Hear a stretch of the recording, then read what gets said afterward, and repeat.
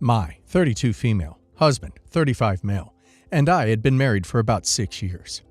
Things were good at first, but over time they started to deteriorate. My husband, let's call him Mark, has always been a bit, let's say, traditional. He firmly believed that as a man, he should be the breadwinner. That was fine for me by the most part, but I also wanted to work and contribute.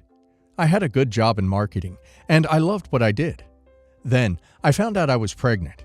We were overjoyed at first, but things changed pretty quickly. I lost my job a few months into the pregnancy.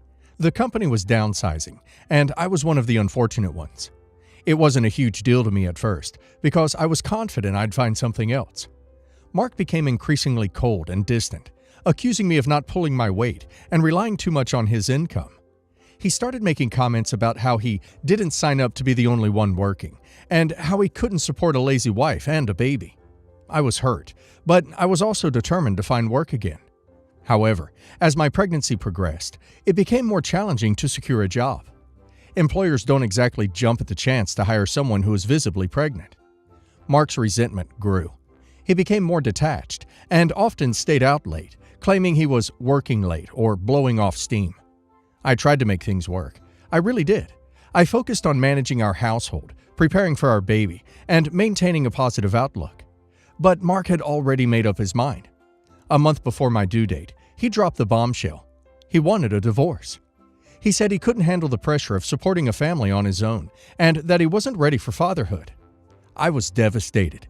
I was jobless, pregnant, and about to be a single mother. I begged him to reconsider, but his mind was made up. He moved out the next day. A week later, I heard through mutual friends that he had already started seeing someone new. At this point, I was completely heartbroken. I felt betrayed and abandoned, but I was determined to move on and be strong for my unborn child. Just when I thought things couldn't get worse, I received a call from a lawyer. My uncle, who I had been quite close to, but hadn't seen in years, had passed away. To my absolute shock, he left me his business, a very successful business worth about $8 million. I couldn't believe it. It was like a lifeline thrown to me in my darkest hour. I went through a whirlwind of emotions, from disbelief to gratitude to overwhelming relief. The business was doing exceptionally well, and I found myself suddenly thrust into a position of wealth and responsibility. I decided not to tell Mark. He had made it clear he didn't want me or our child in his life, and I figured that if he didn't want to support us when he thought we were destitute, then he didn't deserve to know about my windfall. Fast forward 6 months, and Mark was officially remarried to his new wife, Lisa. They seemed happy, and I was content in my new role as a mother and business owner. I was thriving, both personally and professionally. I had a supportive network of friends and family, and I was slowly healing from the pain Mark had caused me. But then Mark reached out to me one day, saying he and Lisa wanted to visit and see our son. Despite everything, I believed it was important for my son to know his father, so I agreed. When they arrived, everything seemed normal at first. But then, as Lisa and I started talking, I noticed her face turning pale. She looked like she'd seen a ghost. I asked her if she was okay, and she muttered something about needing some air. Mark followed her outside, and I could hear their muffled voices raised in what sounded like a heated argument. When they finally came back inside, Mark looked furious, and Lisa looked like she was on the verge of tears. Later that evening, I got a call from Lisa. She was incredibly apologetic and explained that she had no idea who I was until she saw me. You see, Lisa worked for my company. She had been hired shortly after I took over, and she didn't know that I was the owner. She worked under my manager, and my name never came up. Apparently, she had been complaining to Mark about her difficult boss for months, not realizing she was talking about me. Mark, who had no idea about my inheritance or the business, was equally stunned. The irony of the situation was almost too much to handle. The man who left me because he didn't want to support a jobless wife and child was now married to someone who worked for the very company I owned. Mark was furious when he found out. He called me, demanding to know why I hadn't told him about the inheritance. I calmly explained that he had made it clear he wanted nothing to do with me or our child, and that he had no right to any part of my life or my fortune after the way he treated me. He tried to argue that he was entitled to some of the money, since we were still technically married when my uncle passed away. I laughed and hung up the phone. Over the next few weeks, Mark tried several more times to get in touch with me, alternating between angry demands and pathetic pleas. He even went as far as to say that we could start over and be a family now that I have money. I refused to entertain any of it. Lisa, on the other hand, seemed genuinely remorseful. She apologized profusely for everything and even offered to quit her job to avoid any awkwardness. I told her that wasn't necessary. She was a good employee, and I didn't hold any of this against her. Mark and Lisa's marriage has been strained since the revelation. I heard that Mark is struggling to accept the fact that his jobless ex-wife is now his wife's boss and a millionaire. Lisa seems to be caught in the middle, trying to navigate her new reality. As for me, I'm doing great. My son is healthy and happy, and I'm thriving in my role as a mother and a business owner. I've even started dating again, taking things slow, but enjoying the process. I can't help but feel a little vindicated by how things turned out. But a part of me wonders if I was wrong for not telling Mark about the inheritance sooner. Maybe it could have changed things. Maybe it wouldn't have. I don't know. So, Reddit. Am I the a-hole for not telling my husband about my $8 million inheritance before he left? Mark left OP when she was the most vulnerable, and he did it in a way that showed he had absolutely no regard for OP or her unborn child. He made his bed, and now he has to lie in it. The fact that he wants a piece of OP's inheritance now just shows his true colors. He's only interested in OP when there's money involved. OP owes him nothing. I can't believe the nerve of some people. Mark abandons his pregnant wife because he doesn't want to support her. But the moment he finds out there's money, he suddenly wants back in? Unbelievable. He's clearly just after your inheritance. You did the right thing by not telling him. You didn't owe him anything after the way he treated you. And Lisa, well, she seems like she got a reality check too. Good for you for handling everything with such grace. Not the a-hole all the way. First of all, I'm so sorry you had to go through this. It sounds like you've been through a lot, and I can't imagine how hard it must have been to be pregnant and alone. But you are definitely not the a-hole. Mark chose to leave, and he chose to do so in a pretty cruel way. He wasn't there for you when you needed him the most, so why should he benefit from your success now? Also, props to you for not firing Lisa. It sounds like she was caught in a difficult situation herself. I hope things continue to go well for you and your son.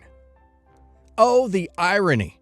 Mark thought he was trading up by ditching his pregnant wife, but he ended up right back in your orbit, this time with you having all the power. I think you played this perfectly. You didn't go out of your way to hide anything. You just lived your life and took care of your child. Mark showed his true colors when he left, and now he's facing the consequences. Karma really came full circle on this one. Not the a-hole, and keep thriving.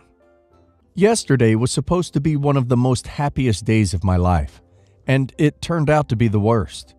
My fiancé never showed up to the ceremony, leaving me at the altar. His friends and family tried to get a hold of him, but all calls went straight to voicemail. After waiting an hour for him, I told my guests that there wasn't going to be a wedding. I opened the reception hall and told them to enjoy the food and open bar. Even if there was no ceremony, I still wanted them to have a good time and enjoy the food and drinks. I tried to call him a couple of times, but after 3 more failed calls, I just stopped and told everyone else who was trying to get a hold of him to stop. He made it clear he didn't want anyone to get a hold of him, and I wasn't going to have them waste their time. I didn't cry. I wasn't going to cry, at least not in front of everyone. His mother came to me and apologized through tears. She told me how disappointed she was in him and that she was so sorry. I just shook my head and stuck with her the entire time. I didn't want her to cry and feel bad for something that wasn't her fault. The real MVPs were all of my friends. They did their absolute best to keep things from being awkward and entertained everyone. They played music, danced, and one of them went as far as going back home to bring a projector and a game system for all the kids and teens to play against each other with. I was glad that the day was somewhat saved, but I still felt horrible.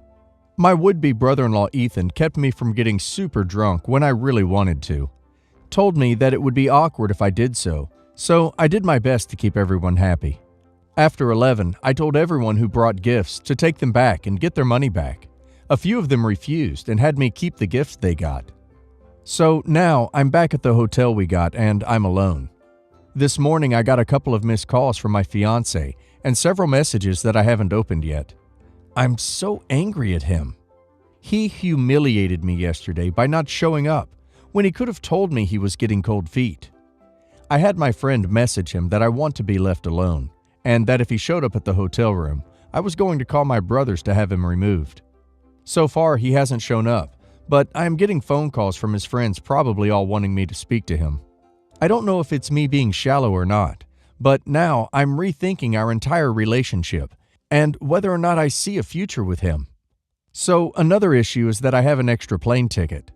It was supposed to be for our honeymoon, but since the fiancé isn't here, I decided to enjoy my little getaway vacation for myself. A couple of friends are coming with me, but not for another week, since they got to get childcare, put in vacation time, etc., so they can't come since it's last second. To be honest, I want to invite Ethan because I've never traveled anywhere in my life. I know he's been where I'm going, and I want him to come so he can be there to show us the places to be at. Ethan told me he'd go for me, but should I invite him?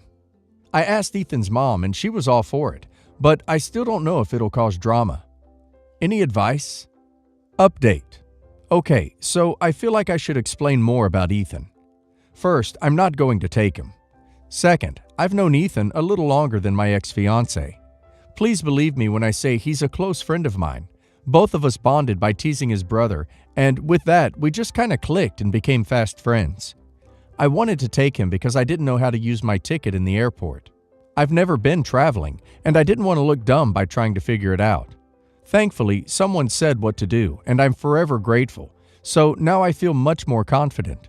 I know it sounded iffy trying to take Ethan, but honestly, it was for something innocent. I see him more of a brother than anything, now that I look at all the comments you guys left. And finally, I read my ex-fiancé's messages. Yes, he's alive. He wasn't in any terrible accident, and the reason he never showed up was because he found out he has a kid. His childhood sweetheart came by with a kid maybe a couple of weeks ago. His best man knew and never told me because my ex didn't want him to tell me until he was 100% sure, and I guess he found out today.